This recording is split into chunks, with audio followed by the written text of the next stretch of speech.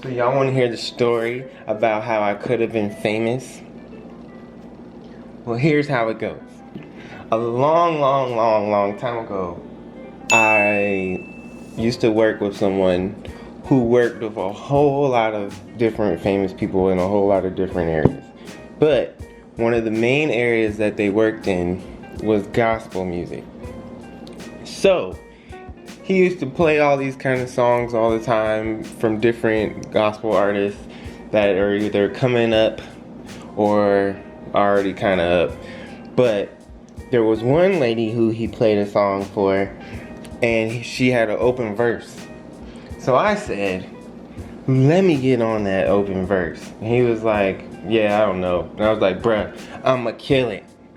And he was like, alright. So he gave me a shot. So I went home and I recorded my little verse, sent it back. He didn't like it.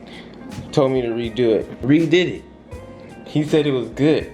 Then he said, bro, we gotta get in the studio and actually record that. We get to the studio. This is my first time ever recording in an actual studio. And now that I think about it, my only time. Because I have not done it again since. But that's neither here nor there. But I'm not nervous. It was very easy. It was only like 8 bars. But it was a strong 8 bars. But before we even really get into the studio, I got in my feelings because there's a lot of politics that goes into making music. You got ASCAP, BMI, and all this kind of stuff. So my coworker was saying like he has a ASCAP account. So he's saying like, you know, all the money that we make from this song will go into my account, and then you can I'll just pay you from that, so you won't have to make a ASCAP. And I'm like, nah, fam, you're not about to get this money off of me. And then he was kind of acting like a manager. And I'm like, I don't want you to be my manager. If I have a manager, it's gonna be my mom. So I was like, we ain't doing all that. But in hindsight, it turns out he was actually looking out. But I didn't know that because I was in my bag back then thinking I was this big, good rapper who only took 2 tries to make a verse that was worth getting on this lady's song. Speaking of, the lady who song it was heard the song and she thought it was a dope song.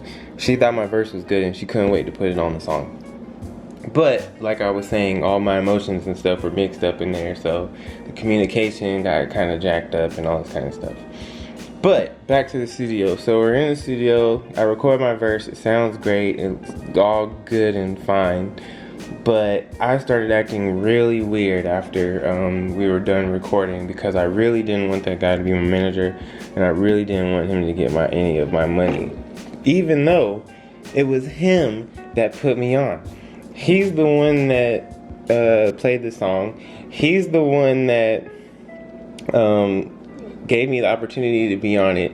He's the one who got me in the studio and got me to record the song professionally. He paid for the studio time for me to even go in there. And long story short, since everything was so messed up, like I messed everything up in my feelings and not wanting him to have control of what I created, it didn't end up going on the song. The song got released. It was a big release, and the lady had the whole thing out in some other state, and it was on her album and all this kind of stuff. And I could have been on it, but I ruined it. The moral of the story is, pride comes before destruction. And what's the rest of the Bible verse? I'm just gonna put it on the screen for you guys to see. Why even waste time? But don't be prideful. See life as it is. Enjoy things as it is, as they are. And yeah, because you can literally get in the way of your own blessings.